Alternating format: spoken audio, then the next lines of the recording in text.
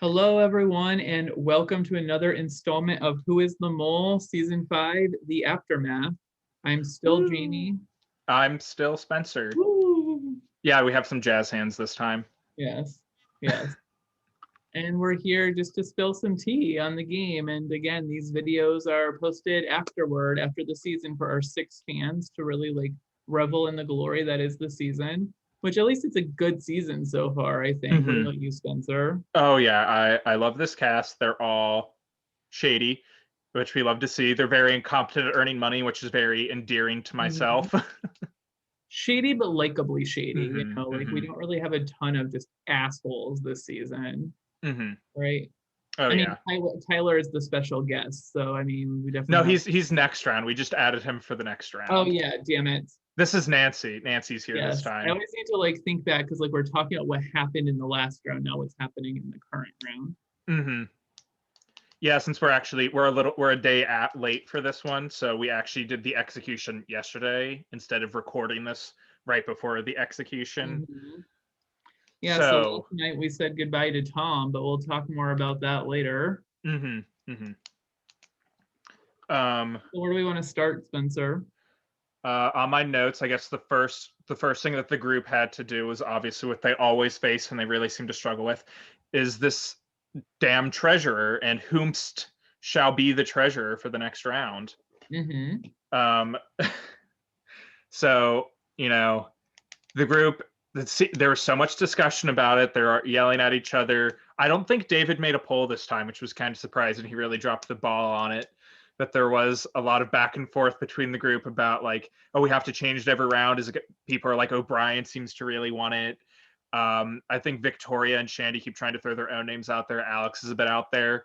But again, how we don't care how they do it. It's just if they want to change it, they need to tag us within a 12-hour period. We give them a deadline. Just tag us with the name if you want to change the treasurer. But that's too complicated for them, so they missed that deadline. So Dexter actually got to stay the treasurer for another round, Mm-hmm. which I found pretty funny.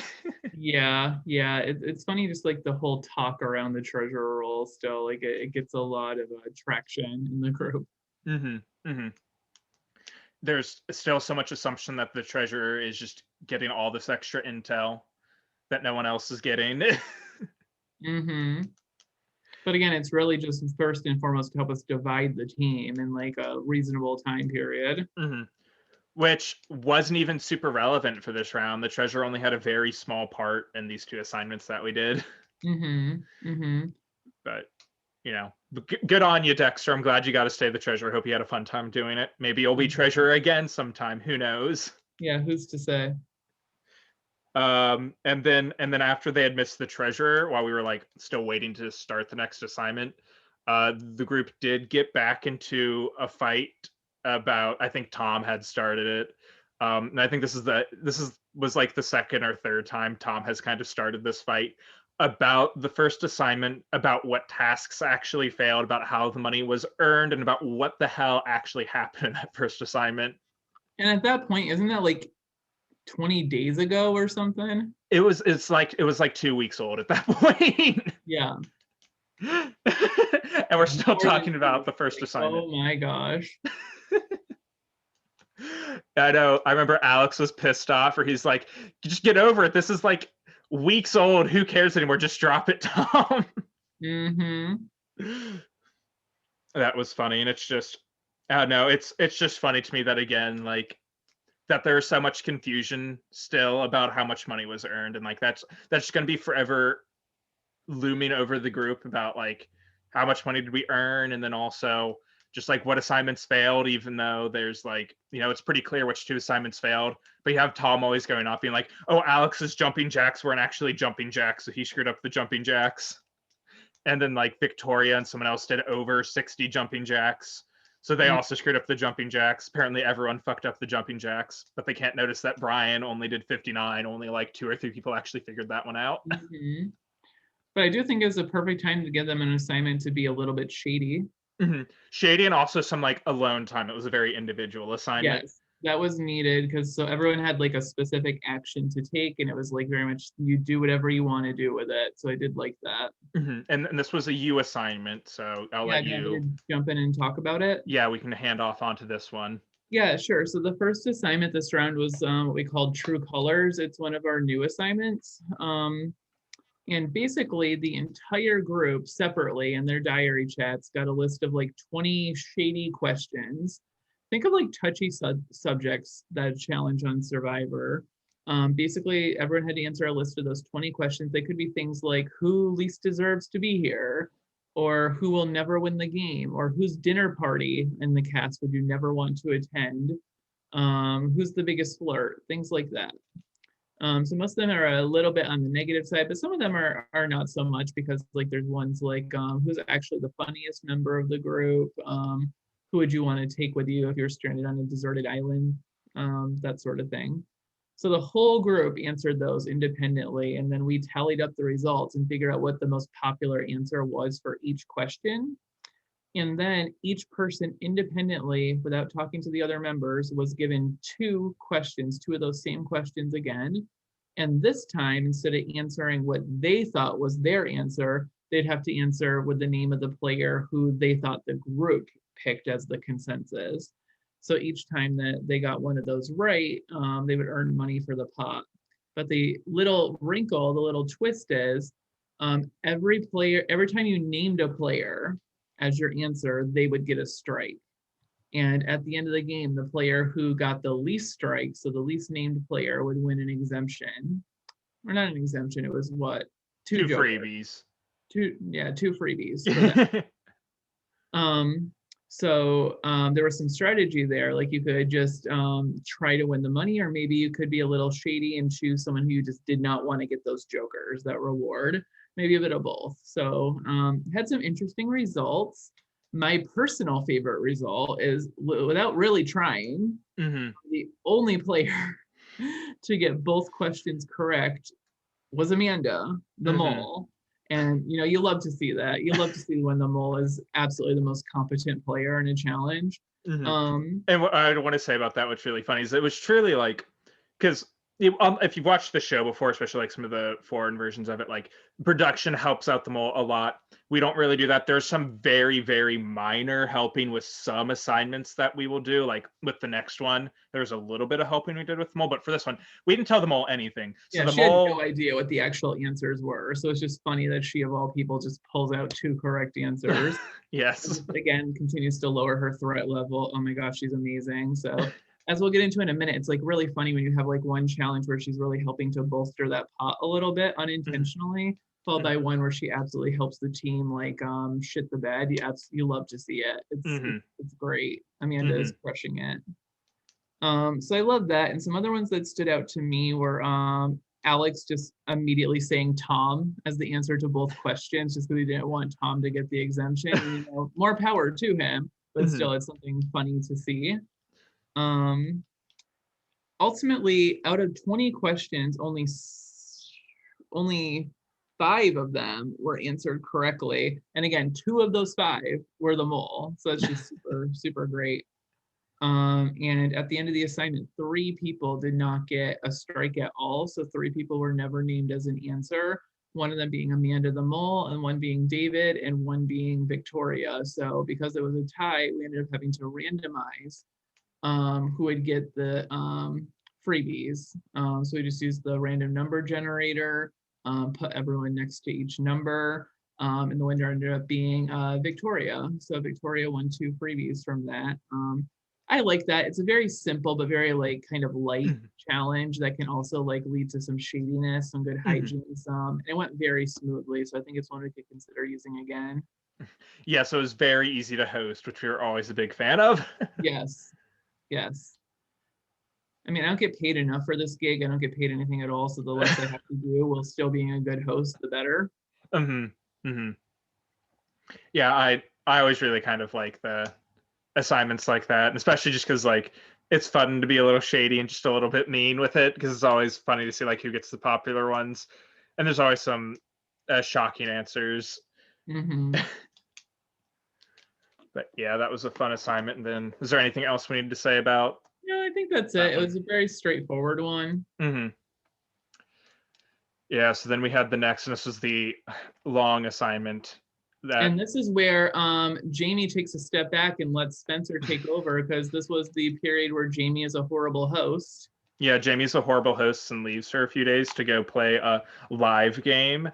Yes, I was cast in a live mole game, which will be airing in a few months. So look forward to that. No spoilers here, but yeah, I let Spencer know about that well ahead of time, and he was able to take control. So this next assignment I did not see happen at all in real time, and he caught me up. Yeah, so all of this you just have to listen to me complain about. However, give me 1 second. My mother is calling me to be like, "Are you home right now?" So I'm gonna go text her that.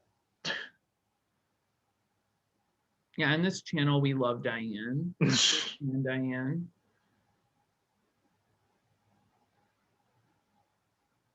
This is where I filled the airtime where it was Spencer text. No, it's fine. I'm still just going to ignore her because I'm a great child. Anyway, so Jimmy was gone for a few days. I was very unwilling to host on my own. Thankfully, it happened over a very long assignment, so I was able to kick the can down the road about making the test until Jamie got back. Like the first thing that happened as soon as Jamie got back and we were online talking to each other again, it was like, oh, can't talk about anything with catching up. We have to go make this damn test real quick and get that out as soon as possible. Mm-hmm. And so the assignment we ended up doing for that was we call it Whodunnit, but it's essentially just the board game Deception, Murder in Hong Kong, if you've ever played that before. And the way that that assignment works is that one player is the forensic scientist or the clue giver, and then all of the other players are randomly assigned a role. How we decide to play is that there is one person is the murderer, one person is the accomplice, and then the other 7 were all inspectors. Then each of those 9 non-forensic scientist players get dealt a hand of 8 cards. 4 of them are murder weapons and 4 of them are pieces of evidence. The murderer picks 1 weapon and 1 evidence of the 8 cards in front of them, and then the forensic scientist gets informed of that, and then the forensic scientist has clue cards, like questions with predetermined answers on it. They have to answer to then get the group to figure out who the murderer is and what the actual solution is. The accomplice is there who knows the answer, and their job is just they win if like the murderer wins, so they're trying to also throw the group off. So the forensic scientist is trying to help the group associate the killer with their murder weapon and their piece of evidence by giving answers to questions. Yeah. And so then how we just did it that was slightly different is that we had the forensic scientist was first picked by the treasurer. We did do that, and the treasurer was told that you have to pick someone who is going to get the most important role of the game, but that person will be ineligible to win an exemption. So Dexter actually went around to a few people trying to like figure out who to pick, but when he went like asking who wants the most important role, he left out the part about not getting an exemption, which I thought was kind of fun and shady of him. I think he did ultimately tell Amanda and Alex, I can't remember. He told 2 people, maybe it was Jessica. He did tell 2 people the truth about it. But he did ultimately decide on David, who did kind of want to do it. So David got picked for that. And then the murderer and there was kind of where we then randomly picked the murderer and accomplice, and they got to be like their own kind of moles for the assignment, because if they got away with it, if no one ever came to the correct conclusion about who it was, the murderer and accomplice, one of each would either get a freebie or 2 freebies or an exemption, and we would randomize which one gets which. But what was interesting, and so then David got 8 clues that posted 1 at a time, and like then the group just had to like interpret those vague and horrible clues to try to figure it out. But what was really interesting to see is that Dexter, Brian got picked for the murder randomly, and Dexter got randomly picked for the accomplice.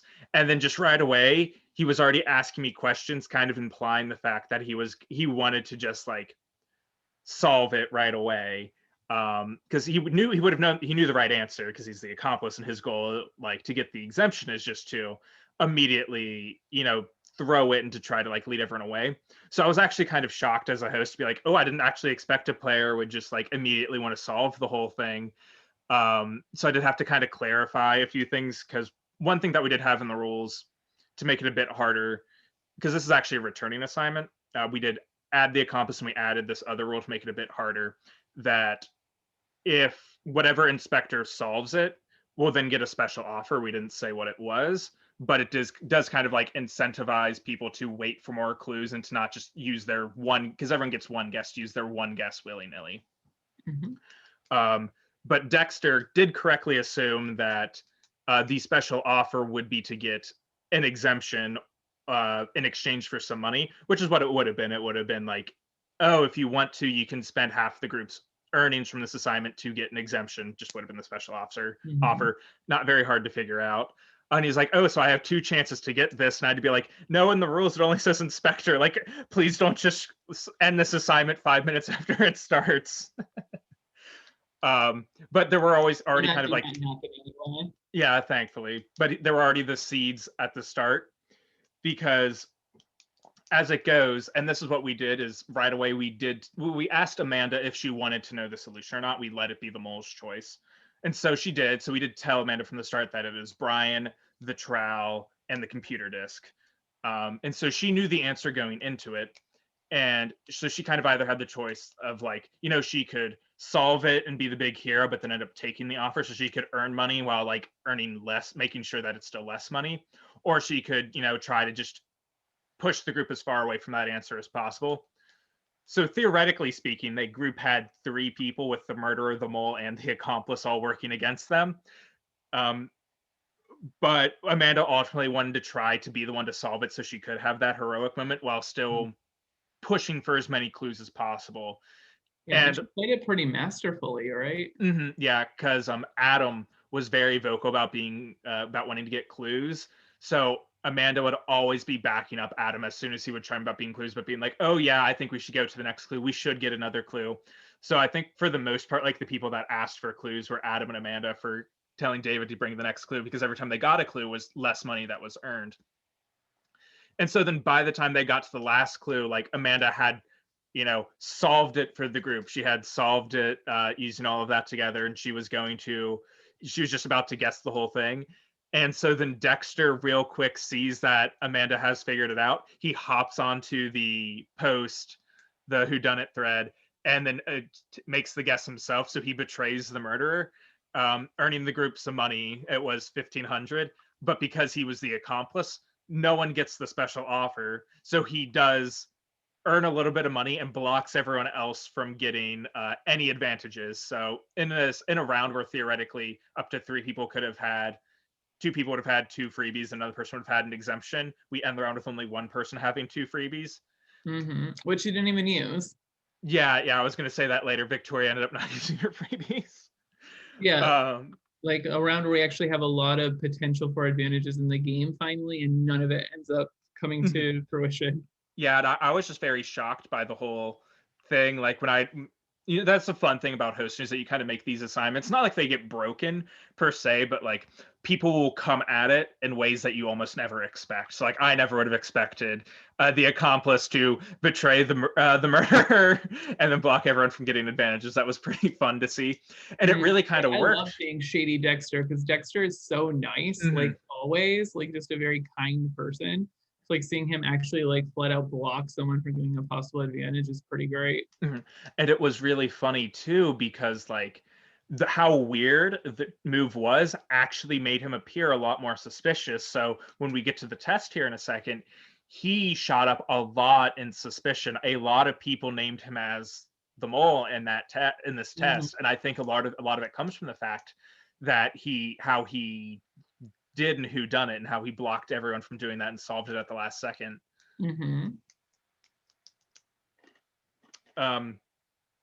So I think that's. Oh, then there was just the last little thing about Dexter being shady, because right afterwards he did go around telling, I think Victoria and maybe Shandy, about like how with being the role of the treasurer, is that, oh, as treasurer I was offered to be either the murderer or accomplice, or I could let them randomize it, and I told them to randomize it. So again, I just love that whole little concept of the treasure keeps implying that they have more power than they actually do. The Hmm. group's trying to manifest it. There's just going to be one game where like the treasure controls everything. Yes. The treasurer just gets to know who the mole is. Hmm. Yeah, maybe we'll do that one season. We'll like hit vague clues with the treasurer that will be really cocky about it. Hopefully, they never figure it out. Mhm. No, probably not, but maybe. Um, so I think that's all of it for the assignments. The only thing left to talk about is the test. If we have Yeah. anything we want to say about the test. Yeah. So like there are a few things with the test that were interesting. One of them is certainly that for a long time we thought Brian was going to be executed because Brian typically does a good job of like splitting his test, but out of nowhere, like he got like a very low score. It Hmm. didn't help that like he does a mole ranking every round, and right now, literally Amanda is ninth out of nine. And I think he said something like, "Oh, I just could never see it being her." I would die if she's the mole. Yeah, I would die if she's the mole. So she is literally the absolute last on his list. So yeah, Hmm. he put the least amount on her. He only put 2 question points on her, and it was just enough to save him. Because Tom only hit 1 out of 15. So Hmm. it's interesting. Tom's trajectory is really interesting because quiz 1, he comes in second to last. Quiz 2, he has the highest score, and quiz 3, he comes in last. So it's an up and down ride with that one. Hmm. And I was very Um, shocked by Tom's thing because in his diaries he had mentioned Amanda being one of his higher suspects. mhm. So I don't know if it's just like when he came to the test, he was too busy focusing on spreading other people that like he forgot to hit Amanda, or what happened. Because like, again, for the last player, I did graph out all their answers on the test. Like he had 7 points on Adam and 7 points on Dexter, who I know were two other people he suspected a lot. But then for Amanda, another person I know he suspected, he only got 1 point on. Mhm. So I'm kind of I don't have an answer to it. I don't know why he shit the bed on Amanda in Mhm. specific. So that I was very shocked to see this Yeah, happen. yeah, and also interesting is that as of this quiz, Amanda is officially the only person in the cast who no one has picked as the mole. So that's just an extra special kudos to her. That's just Hmm. amazing. We're 3 rounds in and no one has picked her. Hmm. Um, the only one. Yeah, although I think we might be getting there soon because like I think there's one person, I don't know if I should say it or not. Should I just say it? Yeah, Yeah, Dexter seems to be the one person who's getting suspicious of Amanda. yeah, Um, Dexter's the one who's starting to circle around her. For the mhm, others, not really, at least not to a big extent. Like, mhm, if she is listed, she's listed with like 4 other people. So, mhm. Dexter's really the only one who kind of has her in his sights as like one of the top 2 or 3. Yeah, which Dexter then agrees with was that. reflected in this test because he did end up getting the highest score on this one. Even though he did not pick her as the mole. Hmm. So, yeah, we'll see how long that lasts. But yeah, oh my gosh, Dexter was definitely a star this episode. Dexter was, and I'm so anxious for the next one because during the next round there's going to be theoretically there'll be quite a few advantages handed out. So that could really makes it hard to predict who's going to go next. But Mhm. I mean, I love everyone in this cast. I truly do. I would be so happy with anyone who won. But like because Brian was both of our winner picks, or I think we named like 2 or 3 people we thought might win, but Brian was up there. I am very concerned that Brian could be the next eliminated. Like, which is shocking. Going into the game, I never would have thought Brian would be eliminated so early, but how it I looks mean, right he now, almost was this last round. yeah, Like, I if we I were wouldn't be forced. surprised. Hmm. Whereas, like, on the opposite end of the spectrum, so statistically, the player who has done the best on the quizzes so far is Jessica, who we both had Yes. predicted as a possible first boot. Yes, Jessica is killing it. We love Jessica. Yeah, Jessica just has delivered. Like, there's no Mhm. bad Jessica content so far. Oh my gosh. Mhm.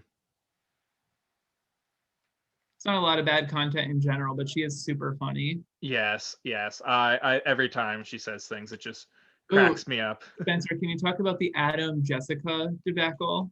Oh yeah. Oh, I should have mentioned that with True Colors. It's so weird. I can't tell if like Adam and Jessica dislike each other or if it's just like a weird jokey banter thing that they have where they kind of just complain about each other. Because I don't know how much of a pre-relationship they have, but I know for like during True Colors, Adam named Jessica for both of the things, and it was like who doesn't deserve to be here and who's never gonna win. He said Jessica for both of them. And then I know that Jessica there named Adam for one of them too. yeah, and then there was even a moment where like Jessica had messaged her diary being like, God, Adam's either the mole or the most annoying person on the planet, or both. And like we don't really know where that started or came from. No. It kind of popped up in this little like ongoing thing, this small rivalry that I don't know if it's a true rivalry or not. So definitely gonna keep my finger on the pulse there and try to figure that one out. But it's just funny. I like that dynamic a lot. Yeah, it's a funny dynamic. And then I guess just to give like, since we actually are doing pretty quick on this, it's only been like 25 minutes, which I'm very proud of us for keeping it pretty short and extended a little bit more. Yay. I'm so continue to be shocked by how little Shandy and Victoria, real life best friends, are actually working together in this. Yeah, I think they pretty much always have different suspects. They always have disparate suspects, and they only message each other a couple times between rounds. Yep. And like maybe I don't know, maybe they like call on the phone or something in real life, and like they have conversations in real life that we're not privy to about the game. Seem that way based on how they're answering things. Yeah, but it doesn't really it doesn't seem like that's the case, and that's hysterical to me. That's just so funny to me. Oh my gosh. And I guess we can say, so we touch on more people. Confessional queen so far in a lot of ways is Alex. Oh my gosh, Alex is delivering the content. And I love it because it's like very much stream of consciousness. You get his very clear thoughts about the game. A lot of his drunk thoughts too. His drunk thoughts too. So clear and unclear thoughts. And it's great. I love it. He definitely has a lot of personality, and I'm excited to see how far he makes it. And then, I mean, David's fun too, even though because he was relegated to the forensic scientist, he'd ultimately have a bit of a quieter round because he couldn't talk to anybody. Oh, I guess I didn't also say this for Whodunnit, is that for the assignment, it took them like 3 days to do it, from like Dexter picking the forensic scientist and then Brian picking the murder weapons. I kind of waited quite a few hours to stop anyone from metagaming it and to be like, oh, the mole answered so quickly, so that'd be in line with this amount of time or something like that. So I made them wait until like the next day. But then after the assignment actually started, the group used 45 of their 48 allotted hours to do it. Like they finished this right under the wire, and I did not expect them to take that long to do it. And yeah, like another funny piece for me again was Victoria, Victoria is completely new to the mole. She gets 2 freebies and uses neither of them. Like, and she didn't need to use neither of them, but that's just like super funny and astounding to me. That like she's like, yeah, no, I'm just gonna save them. Yeah, because normally like we kind of forget we're supposed to have, like tell before, and like usually it's you're supposed to use it before the test, but we're bad hosts and we forgot. So we're like, oh, real quick, oh, Victoria, if you like want to tell us real quick if you want to use 0, 1, or 2 of your freebies, and she's like, how confident am I in this test? And then just never gets back to us beyond that, which I love. I love the audacity. Oh, she did really well on the quiz too. So I think she was like second or third. Yeah, like she was in the top 3. Yeah. Not that she knew that, but it was just kind of funny. I think my final thing with the quiz that's interesting is we had 2 penalties this time. So, yeah, we have some slow pokes. It's a 15-question multiple choice quiz, so it doesn't have to take very long.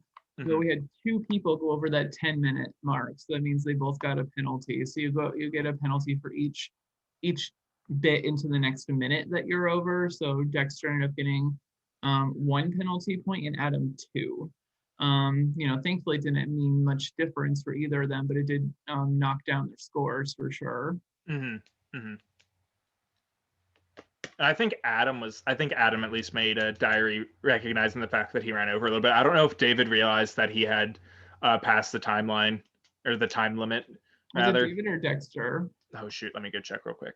I think I said. It was Dexter. Just because I was looking at it, like David's top suspect was Dexter. Dexter's top suspect was David. I'm doing a tongue twister here, so that's why I said it. Yeah, Dexter ran over a little bit, but I don't know if he noticed that. And wasn't that the second time he did it? Didn't he do it on a previous test? I think so. Yeah, he did on the last test too. It was almost. Yeah, he did 10 minutes and 26 seconds on the previous test, and then on this most recent one, he did 10 minutes and 38 seconds. You know, you love to see it. Mm-hmm. So he's really edging But that. I think that is all the thoughts that I have, Spencer. I think so too. We did good. We kept that to 30 minutes. I'm proud of us. Nice, nice. So thank you to our 6 fans and faithful Mhm. viewers. We will look forward to chatting with you again after this next round of more fun. Yeah, and it should be a pretty quick turnaround on this one, Yes. theoretically. All right. See you later. Bye.